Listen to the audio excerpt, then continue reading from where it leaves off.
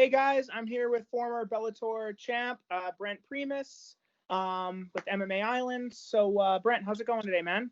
Good, man. It's going beautiful out here in Eugene, Oregon. So yeah, nothing to complain about. Oregon, nice. Yeah, I'm not too far from Oregon, like roughly maybe 5 hours or so, I think. Hell Yeah, yeah. right by like just north of the border from Seattle. I love Yeah. West Coast, man. The weather. What's the weather over there? Here, it's like I think it's like it's 15 Celsius. I think here. I'll check what that is Fahrenheit. Yeah. Uh, I wonder if we probably are on about the same weather.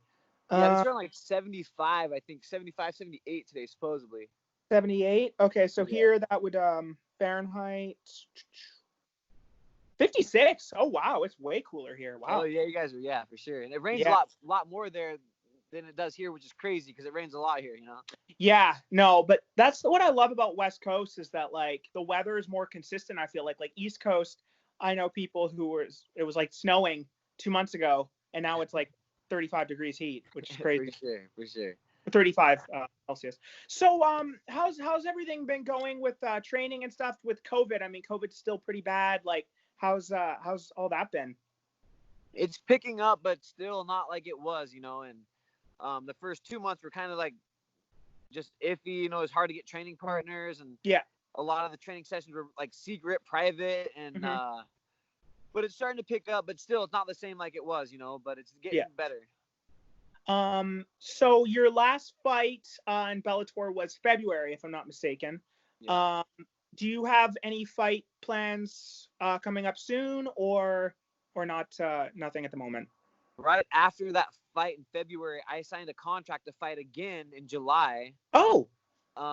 But the COVID put a halt to that. I just found out pretty much like a week or two ago that my fight is getting postponed. So Okay. that sucks. And I don't know. Yeah, it sucks for sure. I kind of knew this was gonna happen. And it's just weird, training for a fight when you don't know for sure if the fight's gonna happen. It's like the motivation isn't there like 100%. But Yeah. it's just kind of weird. But so hopefully, we'll get that fight lined up soon or postpone or reschedule it. But I know my opponent's not from the United States, so I think that has a lot to do with it too. Just like Right. the the flight restrictions and everything like that. So yeah, it's a bummer. Who was the opponent? I know you fought back in England. Back in was it September? So I think. Yeah, I think it was around September. I Yeah. think. Yeah. Yeah. Was it over in Europe again, or like Well, I was it fought. European Yeah, fight? I fought in what do you call it? England, and then I fought in Ireland. My last one was in Ireland, and Oh, really? Both were in Europe. yeah. Oh, okay. So that was kind of cool. It's cool to go to Ireland and just deal with that crowd and everything. It was pretty cool. I was supposed to fight Peter Queally, who's like Yeah. a big name there. And Yep. when I went there, man, everybody knew who he was. Everybody loved him, and everybody's like, "Oh man, we can like you now and talk to you now that you're not fighting Peter." I was like, "All right, Yeah. cool."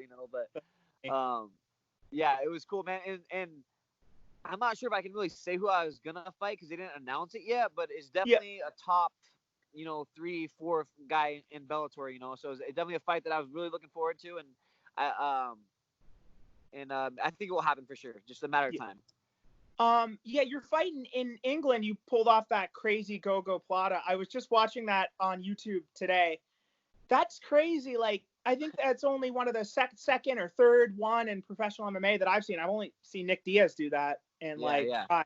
so like, does that like take years to train to be able to get your knee and leg to do a move like that? Or is it just kind of a natural thing? Like, I think kind of natural. I've always been really flexible. Like I can do the splits. I can put my feet behind my head and everything. So I think it just kind of that all that the omoplata, the go plata, all that kind of just falls into my just how flexible I am, and everything. So if you've trained with me and you know who I am and you trained with me, my omoplata and my go platas and all that stuff are like a humongous part of my game. yeah. And so I'm always kind of looking for it. So I was actually really just a matter of time before I caught that in the cage or something like that. So it was kind of cool to catch it, live in action in the cage or whatever, because I catch people in that in lots of variations of the omoplata all the time. So it's just cool to actually finally get it in the Bellator cage. Does that hurt at all? Like on your knees? Is it hard on the joints or anything, or is it just like?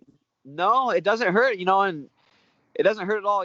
There's also, how I hold my leg and support my knee and the angle that I'm attacking it. If I don't do all those things right, then it can put a lot of pressure on your knee, and it can actually tear your knee if you don't do all those things correctly. So, but I've learned, trial and error, and just like I've been messing with that omoplata for so long, and I got sweeps and submissions off of it, and I got another really cool submission from the omoplata, kind of like the go-go plata, that I'm really attacking it and getting having a lot of success with it. So hopefully I'll catch that in the Bellator cage too. That'd be kind of cool. That would be awesome. How many fights do you currently have on your Bellator contract? 2. Okay. Yeah, just a couple more. So, after those 2 fights, are you planning on signing another contract with Bellator, or what do you think is in your near future plans? Yeah, I don't know, man. We're gonna see how it goes. I'm happy with Bellator. That I'm happy with them. So we'll see how that goes. But I also kind of might want to test the free agency out there and just see how it goes. And so we'll see how it goes. Like I said, I'm happy with Bellator. Hopefully, if they want. Hopefully they'll, we can get a good contract, or they can pay me a little more money, or we can test the free agency for sure. Well, the good thing with Bellator is that you can have your own sponsors. Where UFC, a lot of guys complain about that because they're forced with the Reebok thing, right? So yeah, for sure. What was I gonna say? So you won the Bellator championship against Michael Chandler. That was, I'm trying to think, how long ago was that? Was it in 2018 or 19?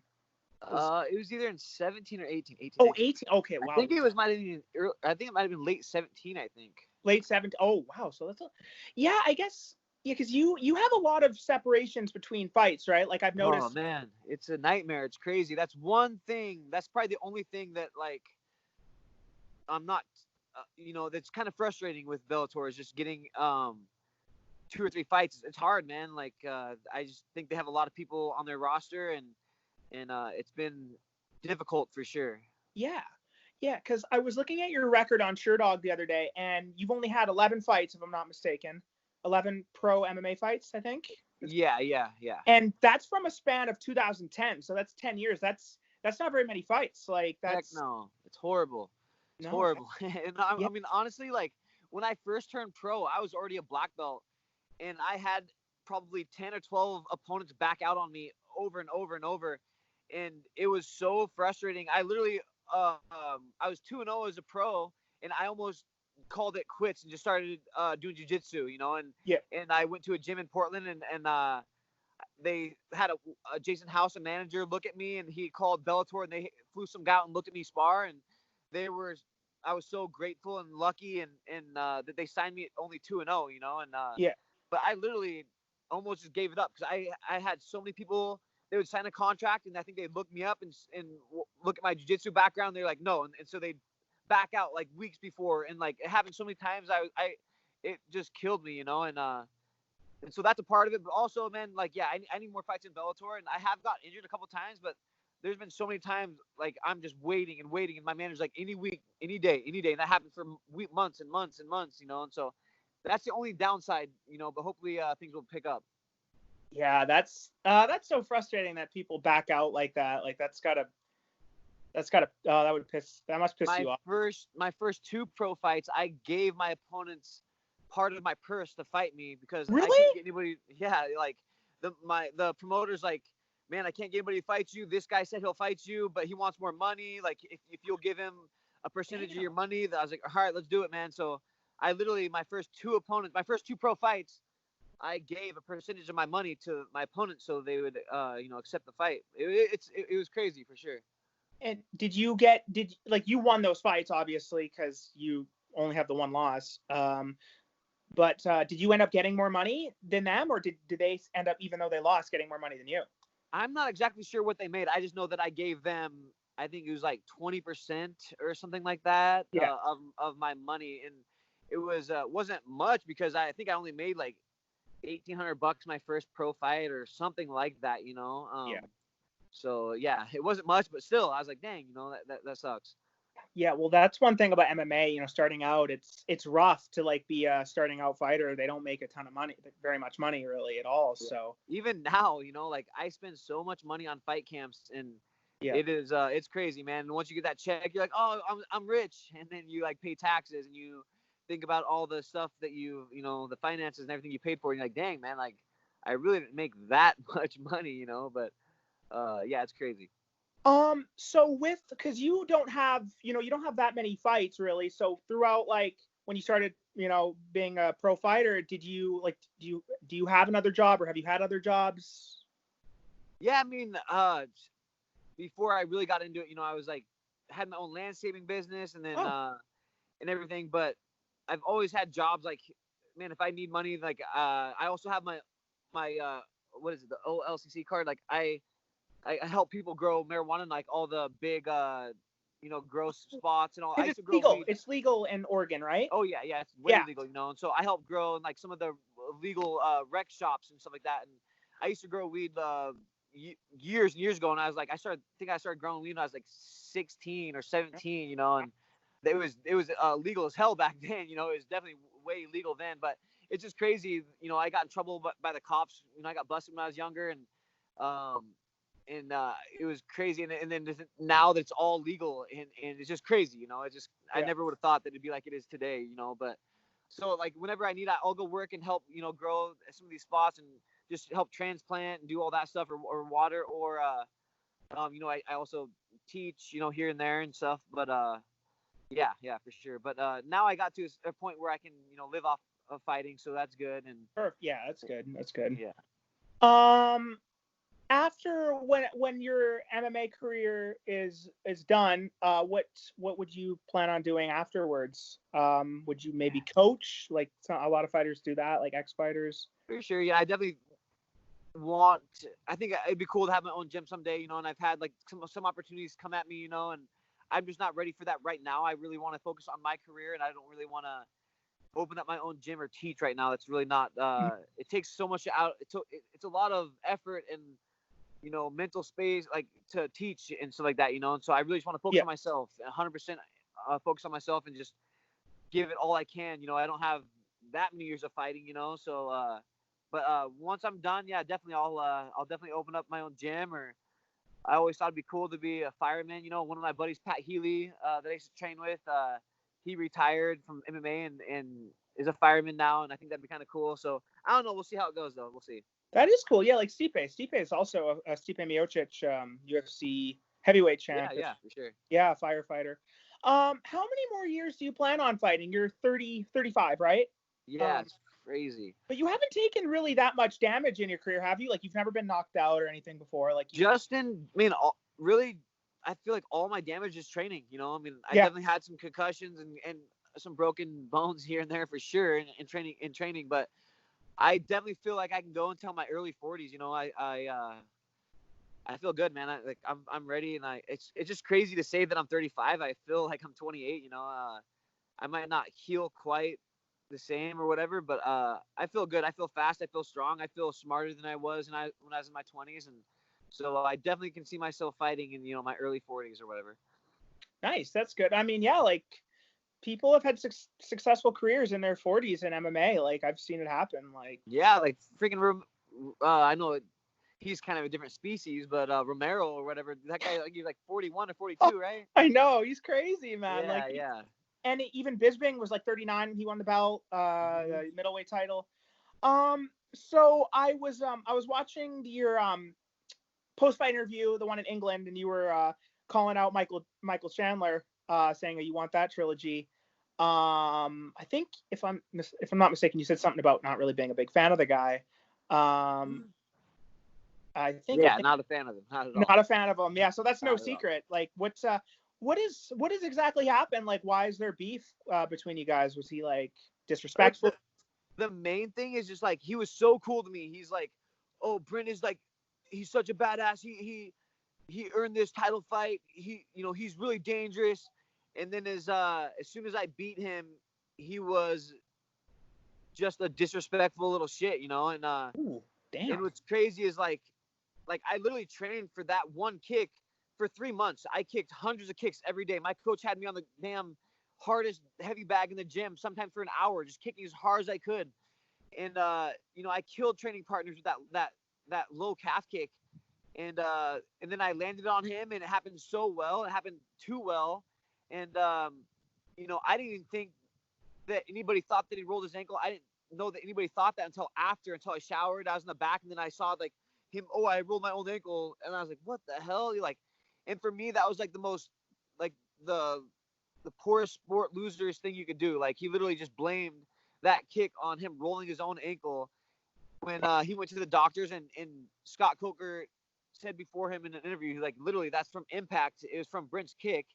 And I just thought that was the most weaseliest thing that he could do, and like, damn. And then just how I've seen him, like, and then afterwards I've seen him in a couple of the photo shoots, just how he acts. I don't know. He's just a little punk ass, honestly. Like, I literally respect all of my opponents. I always bow to them. I always give them respect. I pray to God that me and my opponents don't get seriously injured. And to him, man, like, screw that guy, dude. I can't wait to fight him again. Yeah, that's weak to discredit your opponent like that. That's not cool. That's like, after the fight, I went and tried to apologize. I'm not apologizing. I went to shook his hand and said, "Man, we'll get a rematch immediately." And he wouldn't shake my hand. His coaches wouldn't shake my coach's hand. Like, they were the only person that did was Michael Chandler's dad. Michael Chandler's dad is an awesome man, respectful. Like, hats off to Michael Chandler's dad. Like, he's an actual respectful dude. I wish that you would think that that some of that would have rubbed off on Chandler. Yeah, no doubt. Hell no, man. He's a little punk. And that second fight that we had, just like, there's so many things that happened in that fight that just are killing me, and so I really want that third fight for sure. Yeah, I remember you were talking about there was like a submission that you felt you in the second round. Like, I think you had him in trouble, right? And yeah, that's gotta be tough knowing, like, there's a lot of things, man. Like, I had a concussion. Like, I got headbutted 3 weeks before that Chandler fight, and I got concussed really bad, and it messed me up for like 3 days, and so I couldn't really spar that hard. And then when me and Chandler fought, I got headbutted in the exact same spot. I think it was in the first round, and I went to a knee and popped up. And it was like deja vu, the same thing. I don't remember one thing that happened in that Chandler fight until like the end of the fourth round.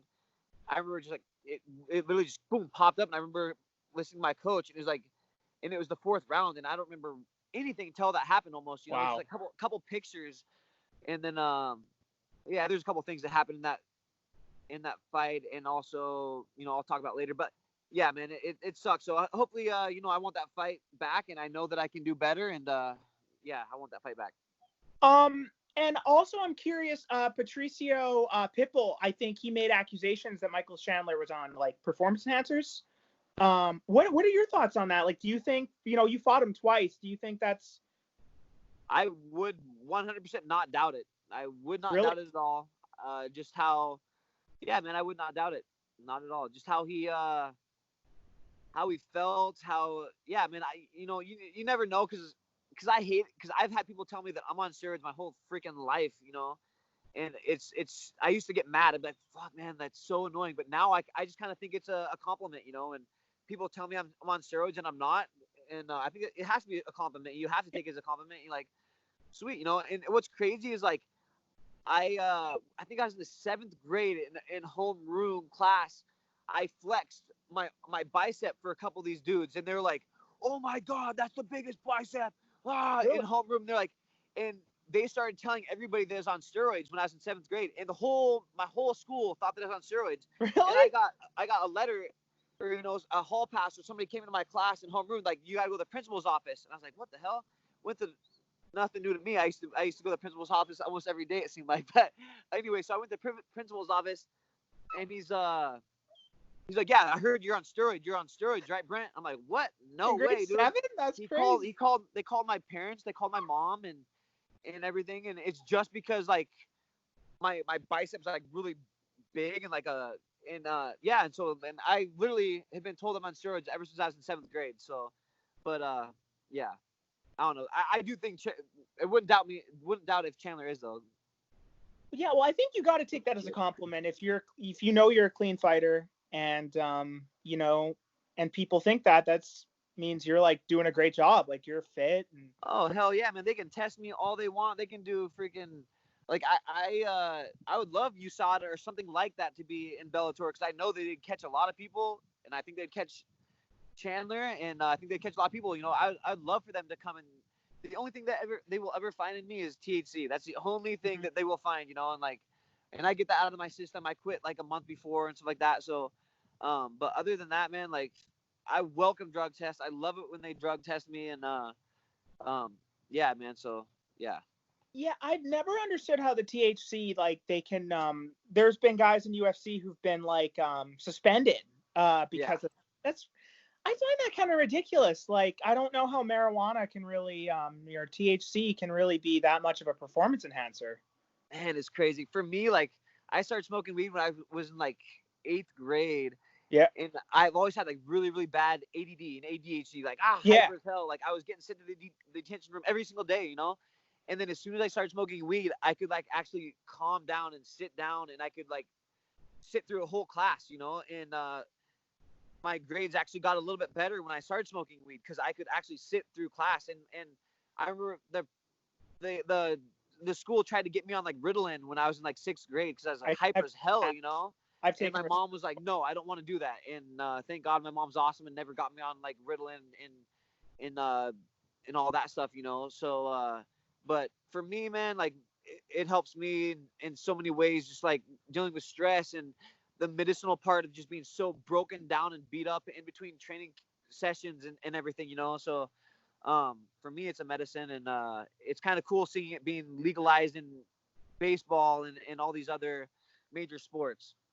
Yeah, it's completely legal in Canada. Marijuana, yeah, it's and I totally agree with what you're saying. Like for me, I don't smoke weed usually just like to get high, and you know, I a lot of times I do it for sleep. Yeah, for sure. Helps me sleep a lot, for sure. Yeah, and I really liked in your post-fight interview in England, you said you took melatonin. You were struggling with sleep there. Yeah. I've been taking melatonin since I was like 10 years old. I love melatonin. That's how like every night you take it? Yeah, every night. Yeah, Oh. yeah, man, every night since I was like 10. Really? I can't really sleep without it, but it's always worked for me. Yeah, I've always struggled to sleep, but it totally helps me, and I usually sleep like 7-8 hours every night. And if I ever get like kind of a crappy sleep, like I wake up, like I get 4 hours, I have like a pen and I'll just have a few hits on that and it puts me right back to sleep. So that's exactly. I think that's I'll never understand why like USADA has that as something like a banned substance. I just don't get that. I don't see the harm. Me neither, man. Hopefully someday they'll change it in MMA for sure. Yeah. Well, what is Bellator? What's their testing? Like, do they have a company who does drug test? Because they're not with you. They're not with USADA, right? No, I think it's just the boxing commission. They just test, you know, and literally it's just random. There's been some fights where I get tested, and there's some fights where I do not get tested. You know? No kidding. Yeah, wow. yeah. So I wish they tested every single fight, though. I really wish they would, and I wish they would test for EPO. Yep. And some of that other stuff, you know. That's why I think it'd be cool to have USADA or something kind of like that testing, you know, because they'd be catching a lot of people. Yeah. EPO is what they got TJ Dillashaw with. Yeah, for sure. And that's interesting. So you could really get away with it a lot easier in Bellator, getting away with performance enhancers if they don't test people every single fight. Like that's. Yeah, does that make you hesitant to fight Chandler again at all, knowing he could be on performance enhancers? No, not at all. I mean, he can be on steroids. I know if I go out there and fight to my ability and fight a good game plan, then you know, I know I can beat him. So I just want that opportunity really bad. I know I can do a lot better in our second fight. For you, would you rather win the belt again or beat Chandler? Which one would be more important to you? Win the belt, just because I feel like if I win the belt, I think that Chandler fight will happen. Good point. It's just a matter of time, you know. We'll see how it goes, because I heard he's a free agent right now, so we'll see if he stays or leaves. I don't think he's gonna go to the UFC because of their testing, but I know there's one FC, you know, and one, yeah. So I think that if he doesn't go to ONE FC, then he'll stay to Bellator, and that will happen. I'd love to see that. I think that would be really fun. And I'd love to see that. You know, it's always fun when there's kind of a trilogy and a rivalry. Like, I think that would be like. Oh yeah, for sure. There's not going to be any respect at all this time, or no nice words. I'll tell you that for sure. Love touch or anything like that. Hell So I got to ask, was it like kind of satisfying seeing Patricio knock him out? Like, or do you not like to kind of see, you know, other people's failures were you kind of happy to see that, or was it not really? Would you rather? I mean, yes and no. You know, I wanted Chandler to win because I wanted to fight him I wanted to fight him for the belt, you know, like soon. Right. But at the same time, it's always cool to see a little shithead, disrespectful punk like that get knocked out, you know. But so it was like 50-50, you know. It was cool, but at the same time, like I wanted to be the one to beat him. Mm-hmm. But hats off to Patricio, man. He's a beast. He stepped up, and yeah, hats off to him, man. He's the man. Yeah, he's also got. I don't know if he's still got the featherweight belt, but he went into that with the featherweight title. So he's like the double champ. I don't know. Yeah, he's got both belts right now, and he's in that tournament, you know. So, yeah, it also sucks because the 55 belts being on hold right now too until that tournament's over. So, yeah, dang it, we'll see how it goes. Would you envision yourself fighting him anytime soon? Would you like to fight? Hell yeah, I'll fight him next weekend. I think that'd be awesome. That would be cool. I know he's super tough and he's a gritty little dude, but I definitely think that I could finish him. You got a big size advantage on him. Like, I remember I was actually watching the Submission Underground, and I believe it was Shale on commentary, I think. Yeah. He was saying, because Jake Shields is like, I think a weight class or two above you, but you guys walk around roughly the same. Like, you walk around 190, Shale was saying.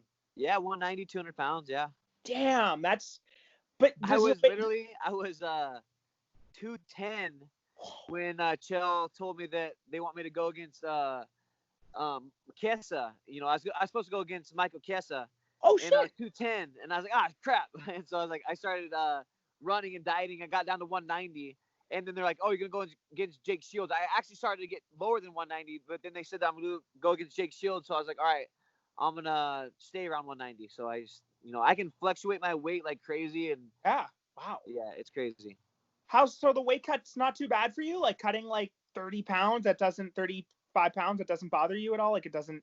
I mean, it sucks because I like to eat. Yeah. Eating's like, oh man, I love eating, but Me too. other than that, all it is just hard work and being consistent, you know, and that's all it is. As long as I drink my 2 gallons of water a day and I work out 3-4 times a day and I eat, you know, really healthy and no carbs really, then man, it melts off like crazy.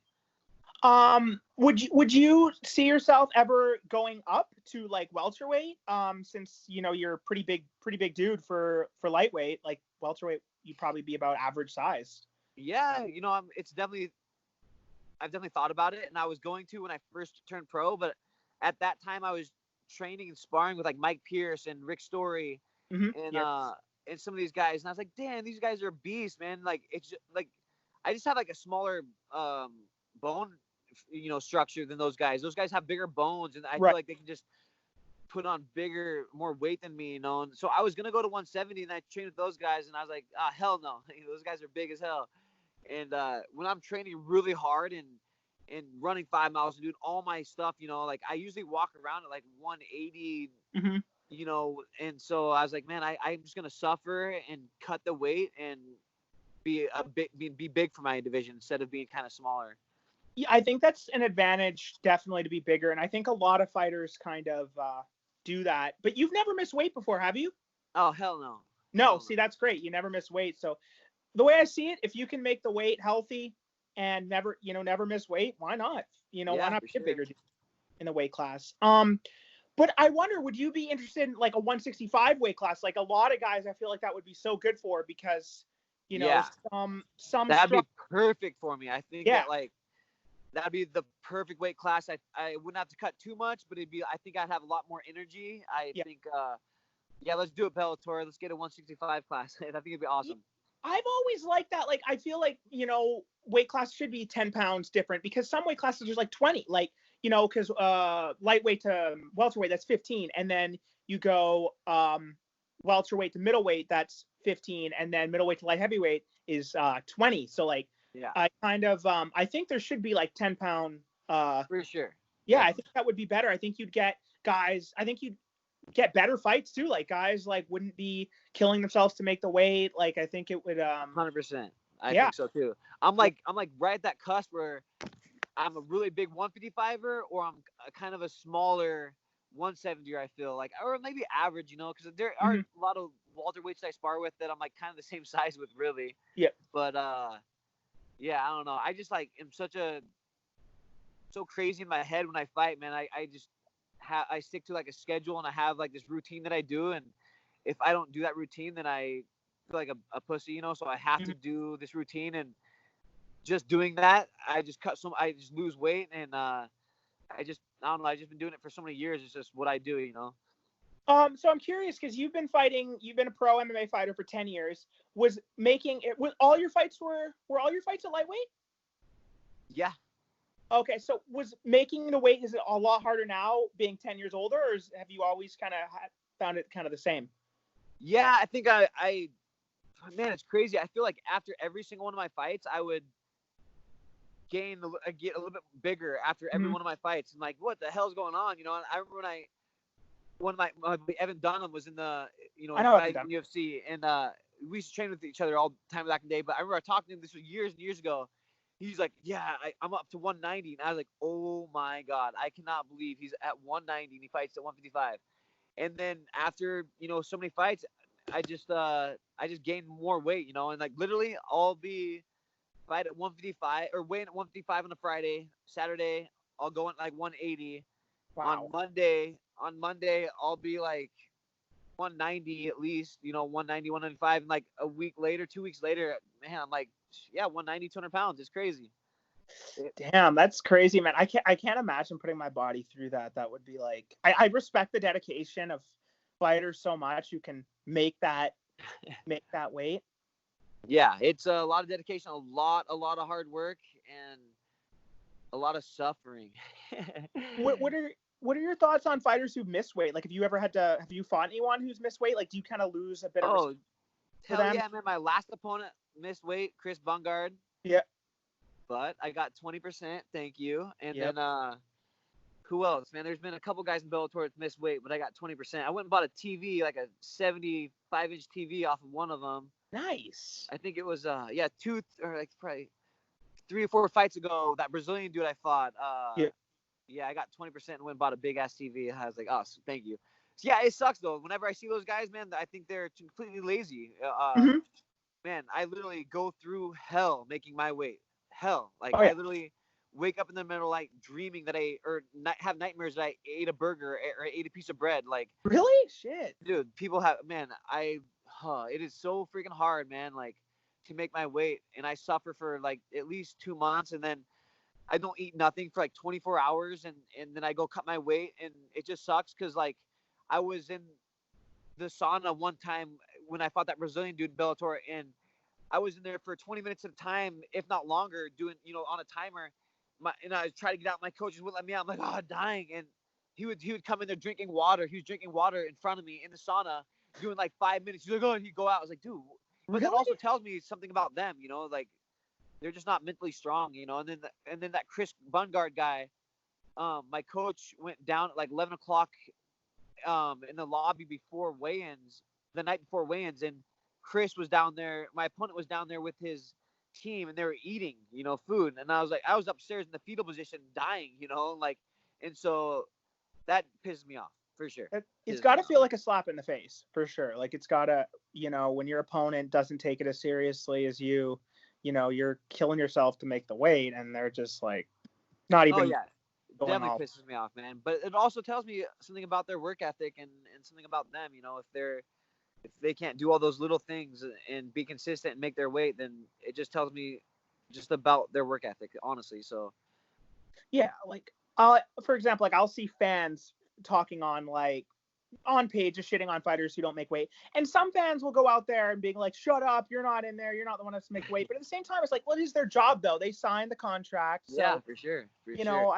I mean, yeah, no, a fan, they don't know what it's like, but at the same time, Their opponent had to do it, so I think it is kind of disrespectful to your opponent. I feel Man, like I literally don't eat bread for like 10 weeks. I don't eat 10 weeks. I don't eat bread. The only carb I get is like a half a sweet potato every day and a half a banana. Like, I literally, people have, man, it's hell. It is, but at the same time, like, when you make that weight, it is the best feeling in the world, like, it is, just knowing all that hard work you did was for something, and every salad and every time you went to bed hungry, and, Mm-hmm. all of that, it's awesome when you do it, for sure. Well, that's kind of like half the fight. I feel like when you for a fight, it's a lot of it. The fight is the weight cut, really. I always say the first fight's over. Now the fun can happen. When I make weight. So yeah, that's what I also hear. Heard other fighters say that, and yeah, that's making a weight is like such a it's big crazy. part. A big It's part crazy. of That's why that 165 class would be awesome, man. Let's do it. I'd love it. I really think they really should add a 165 in.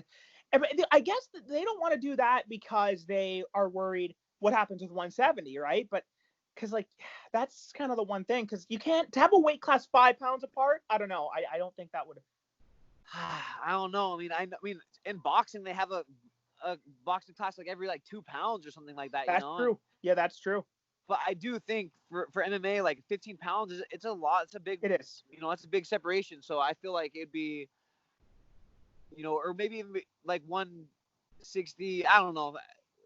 162 or I don't know, but I think it'd be cool to have something in between 155 and 170.